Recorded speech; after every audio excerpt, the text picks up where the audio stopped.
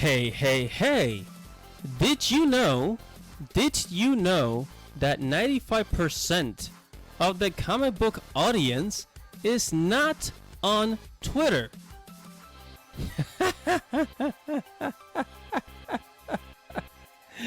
95% of the comic book audience is not on Twitter, says statistic. Must be mind-blowing for the company marketing departments. Let's go, guys. Let's go.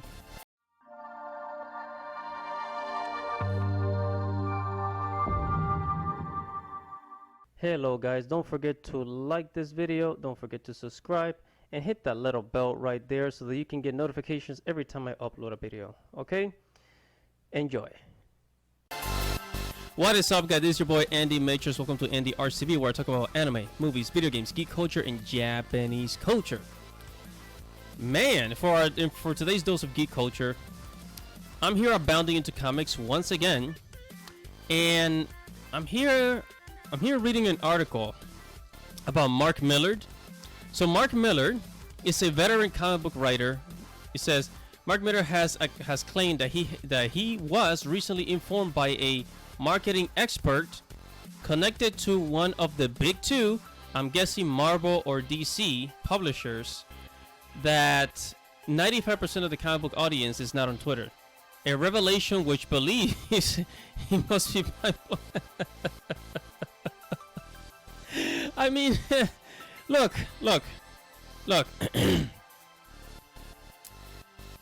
Whether if you believe this or not, like, I mean, it's only common sense that not all of your fans are gonna be all in one place. You understand? Because prior to this whole snowflake, Twitter mob, hating on, people that like a certain thing. Prior to all of this, the comic book industry was doing okay. It was doing okay. Maybe not better than manga, but it was doing all right, for God's sakes. But now it's like, oh my goodness. So basically, he has an insider in one of the two big comic book publishers. I'm gonna say it's either Marvel and DC, because other comic book publishers like Impact, like Impact or Boom or Dark Horse, they're just not as big, So it's either Marvel or DC, right? So let's go with that. Okay, and now let's do some calculations too, because let's say if you're pandering only to 5% of your audience, right?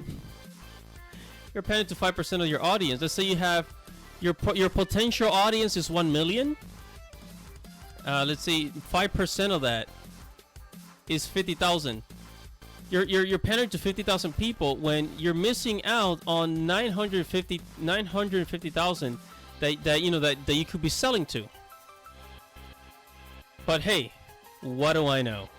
I'm just a guy on YouTube. Now, said Mark Millar says he revealed his supposed statistic on May 28th, tweeting from his personal account. Say, here's an amazing stat I heard yesterday.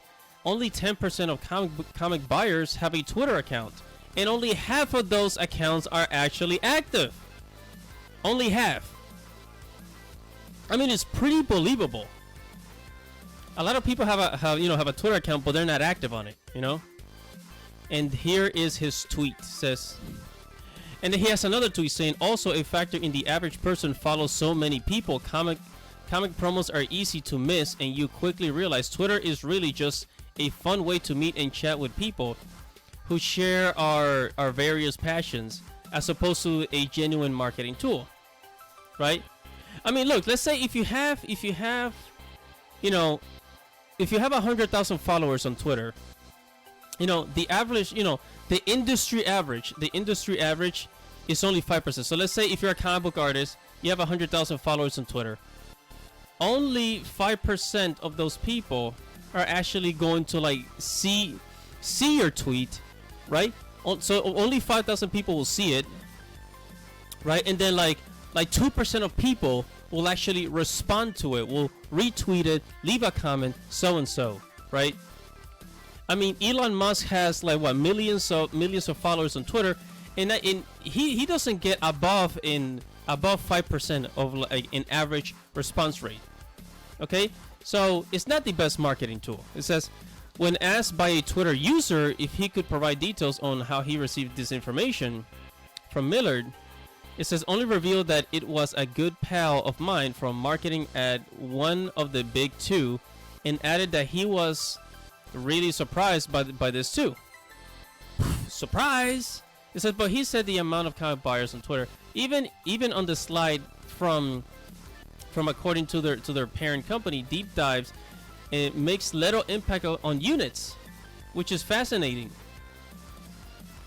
And you also have to imagine that a lot of these people that continue to attack, you know, that attack the fans, you know, they have the Twitter mob.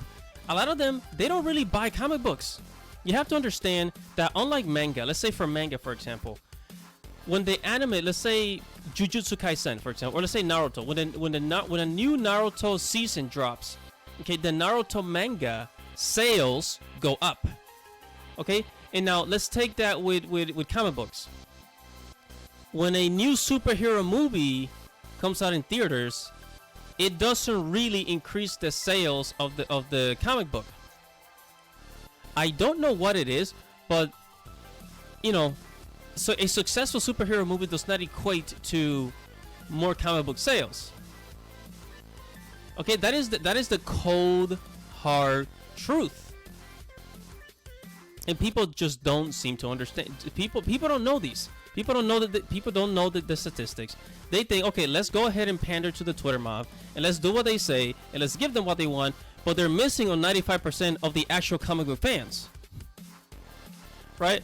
And then Miller goes on to say, I've never been interested in the various Twitter wars, and this puts the whole thing in perspective. A baseline of 95% of your readers just want to read high quality comics. That's what this is all about. Twitter should just be a virtual Comic-Con where we catch up with each other. Exactly, my friend. Exactly. I couldn't agree more. And hey, whatever your thoughts are, comment below, guys. Comment below. What is up, everybody? Thank you for watching the video. Make sure to subscribe to the channel so you can receive new future notifications. Check out the blog at andyrtv.com. Follow me on Twitter. If you like this video, make sure to give it a thumbs up and leave your thoughts or anything you want to say right below this video in the comments below. This is Andy Matrix. Thank you for watching. Godspeed, everybody. Godspeed.